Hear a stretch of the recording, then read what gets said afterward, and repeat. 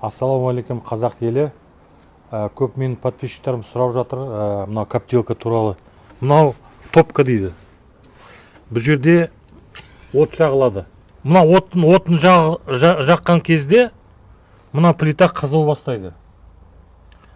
Осы плитаның үстіне нелерді қоясыз? Опилкаларды. Шиенің опилкасы ма, алма опилка ма.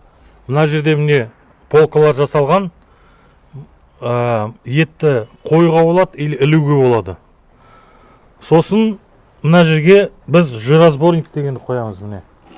Жиросборник деген өйткені ет қызғанда одан май тамшылайды. Ол май мынау неге тамшыламау керек. Осыны міне мына жерге былай қоясыз міне. Плитаның үстіне емес, оның сәл үстіне. Міне қоясыз, көрдіңіз бе? Сонда міне мына жер таза болып жатады, мына жерде опилкалар жатады.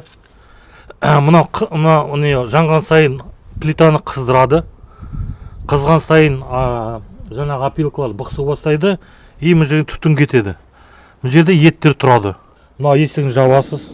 Сосын мына неге датчикқа қарап отырасыз. Температура 80-90-ға дейін бару керек. Ары қарай апарып керек емес. Сол сұрақтарыңыз болса жазып отырыңыздар.